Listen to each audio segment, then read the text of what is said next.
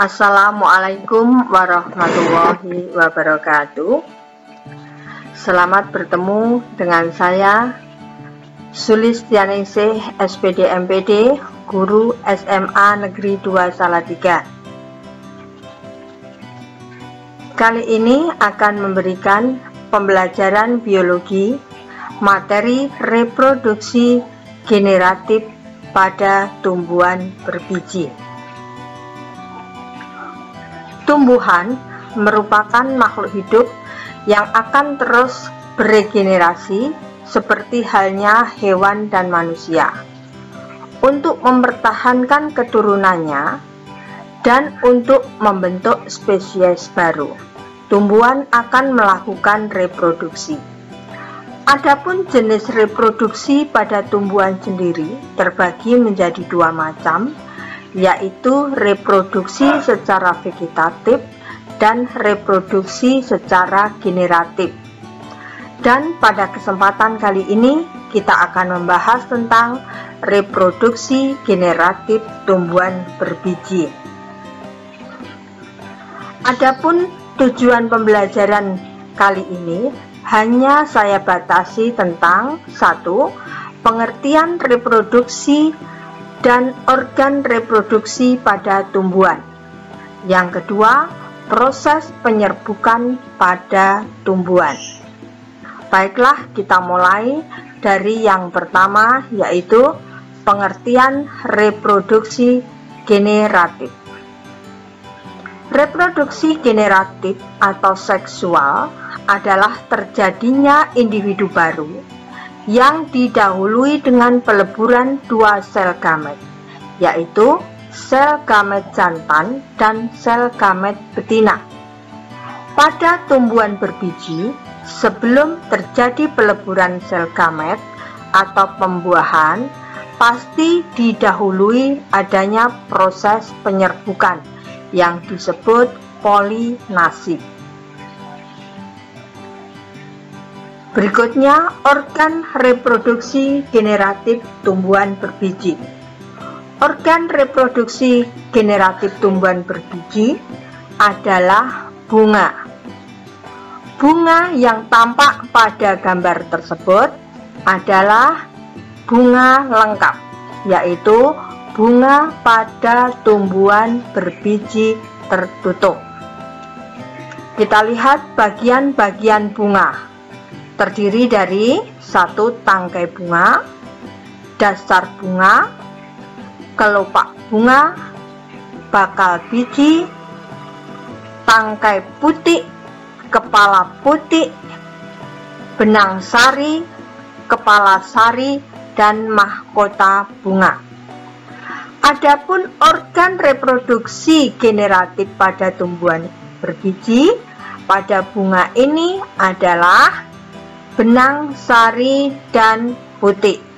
Benang sari merupakan alat reproduksi atau sel kelamin jantan, sedangkan putih merupakan sel kelamin betina.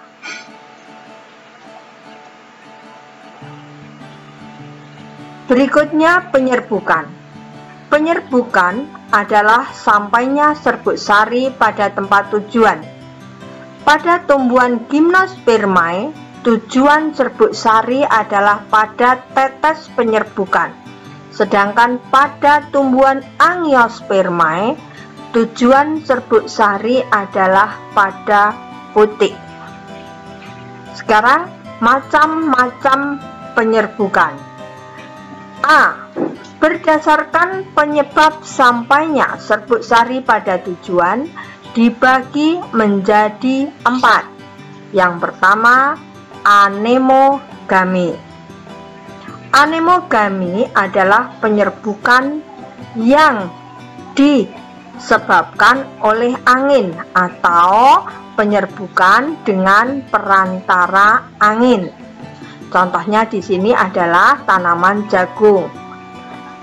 Penyerbukan ini ditandai dengan bunga yang terjuntai, sehingga ringan dan mudah diterbangkan oleh angin. sedangkan mahkota bunganya dia tidak berwarna.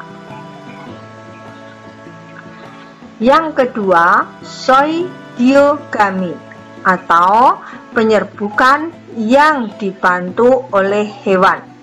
Pada zoidiogami di sini ada bermacam-macam hewan perantaranya.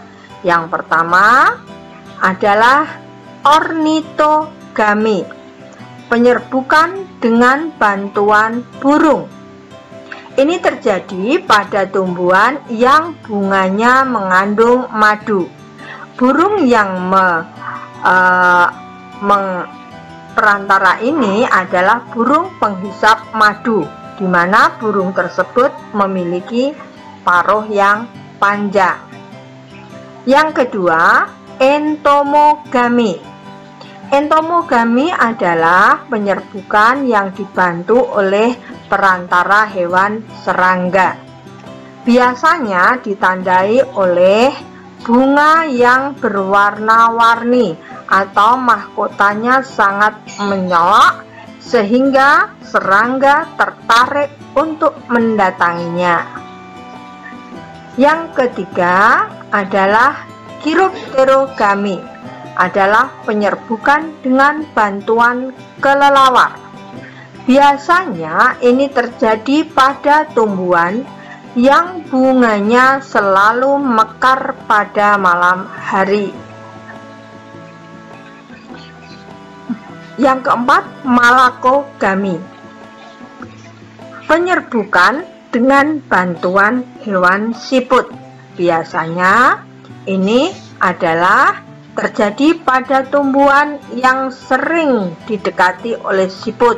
Biasanya hidup pada tempat-tempat yang lembab atau yang berair.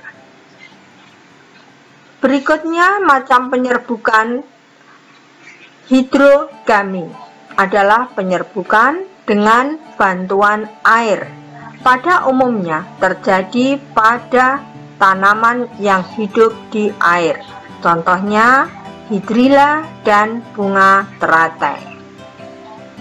Lalu antromogami adalah penyerbukan buatan atau penyerbukan yang disengaja, yaitu penyerbukan yang karena dengan bantuan manusia. Mengapa? Karena tumbuhan ini tidak akan bisa melakukan penyerbukan sendiri, melainkan harus dibantu oleh manusia. Contohnya adalah tumbuhan vanili.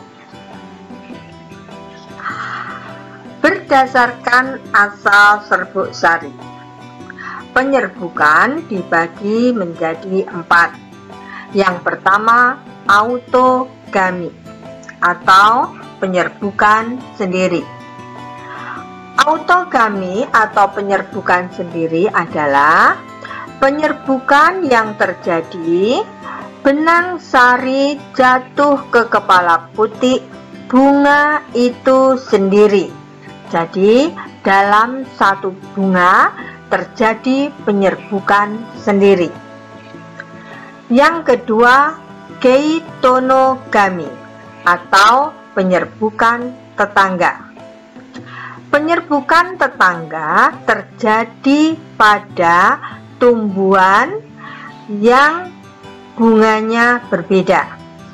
Contohnya, benang sari jatuh ke kepala putik pada bunga yang berbeda tetapi masih dalam satu pohon. Jadi bunganya bertetangga tetapi dalam satu pohon.